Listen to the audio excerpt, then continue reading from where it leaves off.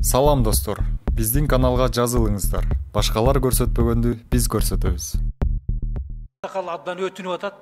Темиркулов Анарбай аксакал. Сүйлөп коюңуз. Эме регламентти карасак 2 мүнөт 3 мүнөттөн. Анан азыр студенттер дагы кетиш керек. Урматтуу депутаттар, жыйын катышчылары, ассалому алейкумдар. Мен календарды 22 жылдан бери изилдеп келетем. Ушу календарда силердин колуңарда турат. Табигый календарга келтирдим. Эми мындайда биз жанагы Георгий календарды колдонгондугубуз үчүн аны изилдеп көрдүк. Изилдегенде неме артыкчылыгы бар экен, кемчиликтери бар экен. Анан 20-чы кылымда эң орой ката кетирген бул Сарнарком 26 секундту 13 суткага көтөрүп койгон. Ушуну илип болторго айтсам такыр эле түшүнбөй койду. Билбейм. Кыргызга бир эле сөз жетет го, бир эле сөз. Экспертизага жөнөтөбүз дейт. Ушуда сөзбү? 336 жылда 13 сутка болуп калабы? Ал жанагы Георгий 13-чи комиссия түзгөндө 3323 жылда 1 сутка жетет деп турбайбы? Ошо сөзүнө жетпейби? Анан 336 жылда 13 суткага көтөрүп коюптур. Мына жерде тилчилер, мына жерде айдын эмесин жанагы адашып аткан, чаташып аткан ушуну эске алыңыздар. Анан да 21-чи деп эле бардыңар эле айтасыңар. Ушуну далдең сигер барбы? Ушу 21-чи мартта күндү теңелет деп. Одарма, айрма календар бар го, ошондо карабайсыңарбы күндүн качан теңелет деп. Күндүн канча минут узарганын байкабайсыңарбы? Бирөөң келип айтпай койдуңар. Ушуга мен окуучуларга жаман капа болом мен. Бирөөң да келип айткан жоксуңар. Буну билбей койгула.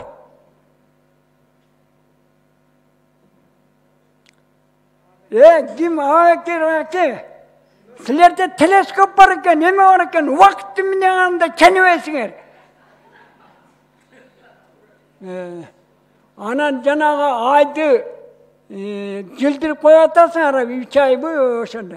Бирдеген жылдырардан мурун негиздеп туруп жылдыргыла. Ар сарайды июнга апарып жылдырып коюп атасыңар.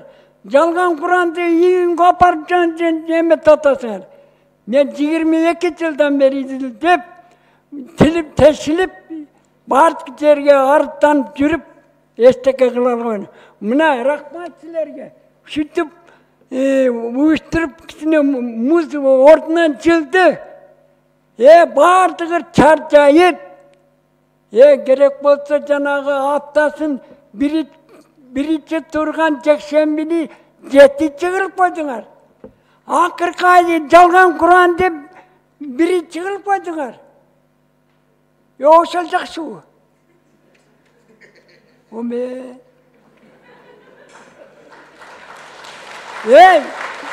Урматтуу депутаттар, ушуну бир жакшына карагылачы.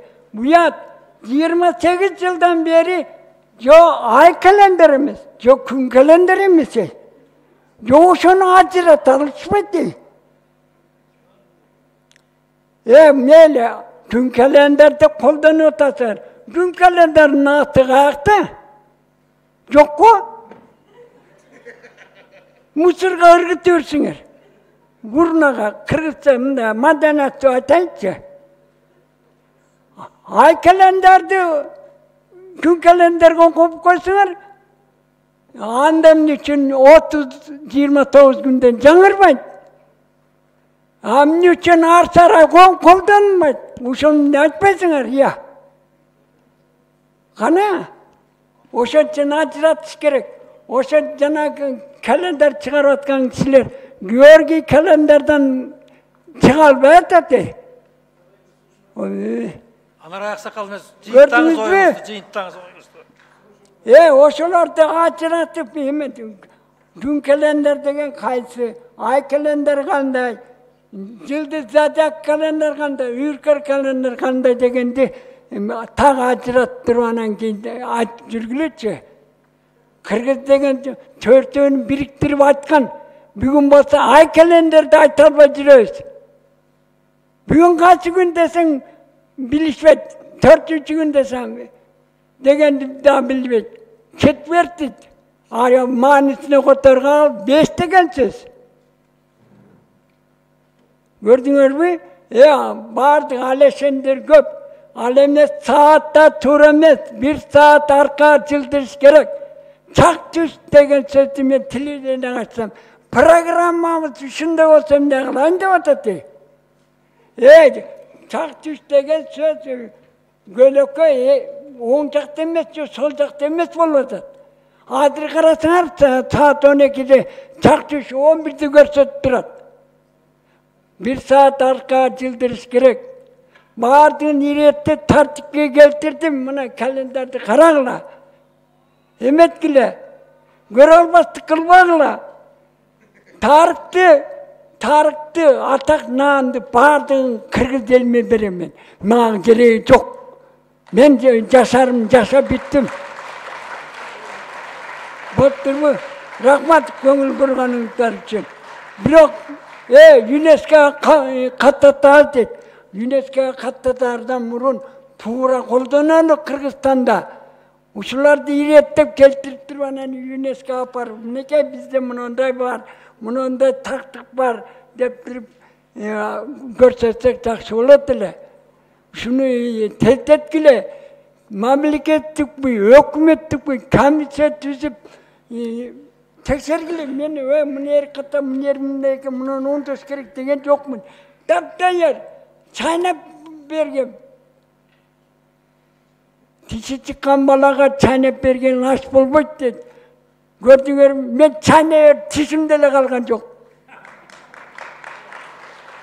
Даяр нерсени текшерип туруп кабыл алгыла. Булар эми ойгонуп атат, такташ керек, мынтиш керек деп.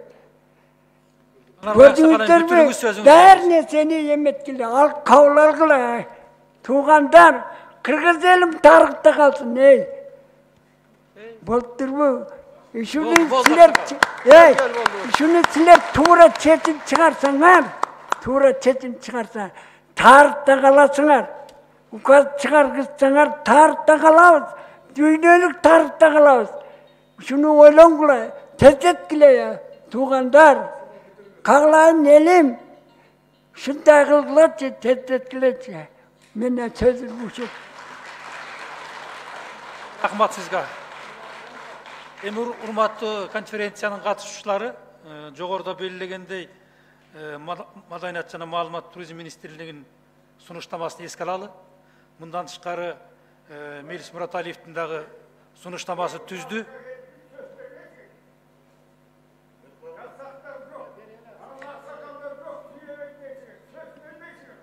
Эгер сүйлөй турган болсоңуз кыска сүйлөңүз анда. Сөз эмес, сунуш эле айтып койсун. Ордубуздан эле сүйлөбөйсүзбү?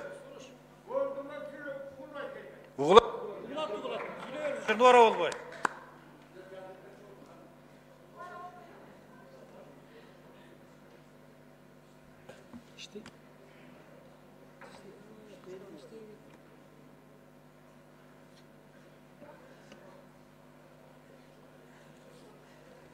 Мен uzakta ele söyleyeyim alır. Biz Kırgızmış,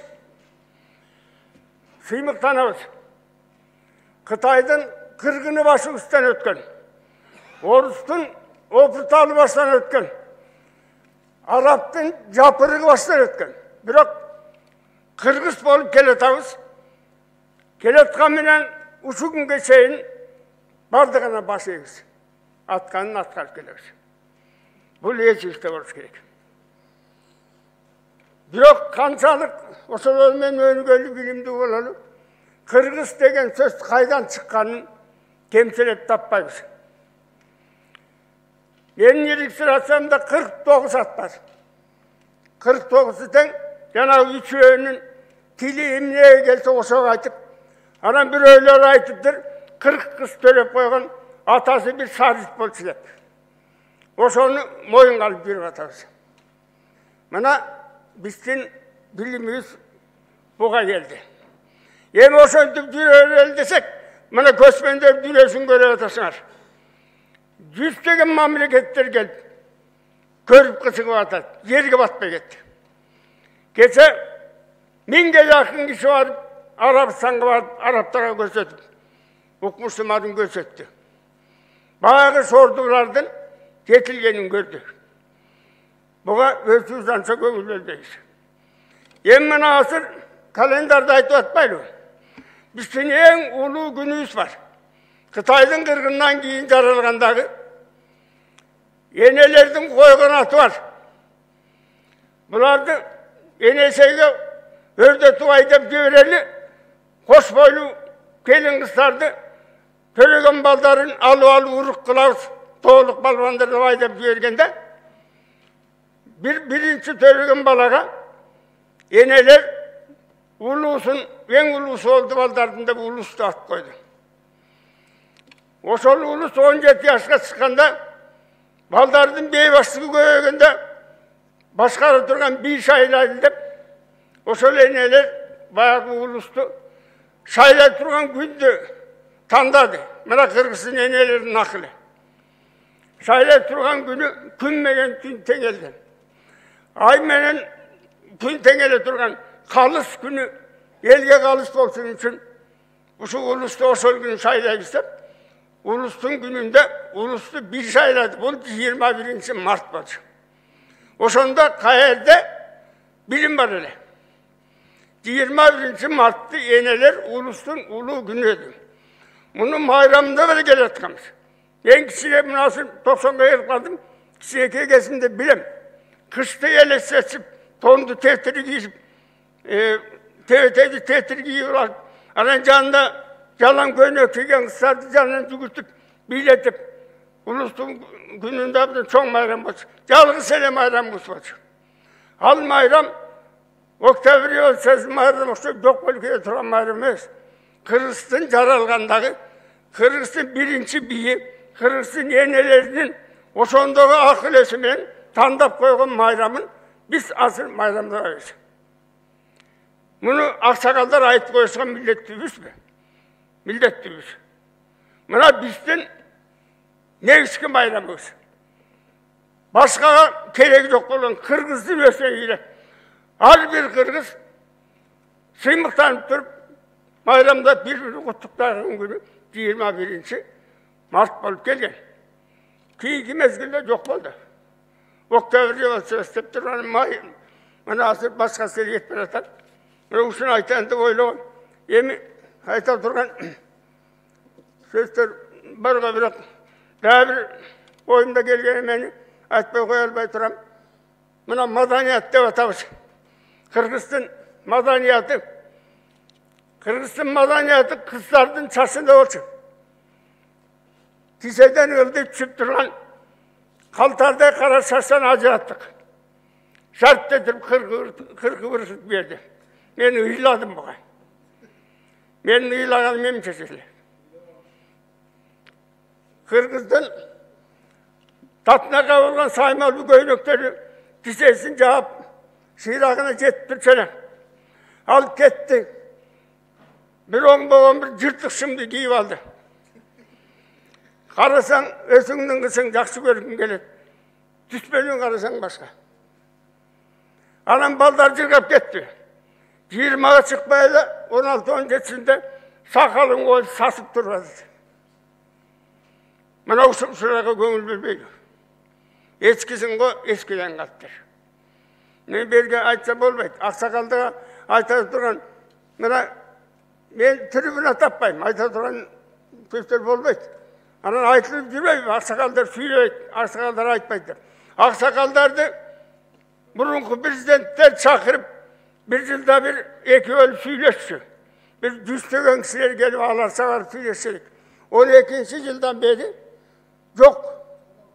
Бұл бұзықлар қырғызшылықты сөйлейді. Қырғызшылықтың бізге керек жоқ. Қырғызшылық деген ал қырғыздың қағидасы салты. Өткендерді жақсылықтары ошоның керегі жоқ деп 12-ші жылдан бері ошоны жауап қойған. Қырғыз ақсақалдарға трибуна жоқ. Кешкесе жүліні бар жерде алы сөйлеп жүреді біреулер. Bir kişi mi ne olur? Başka kişi yok.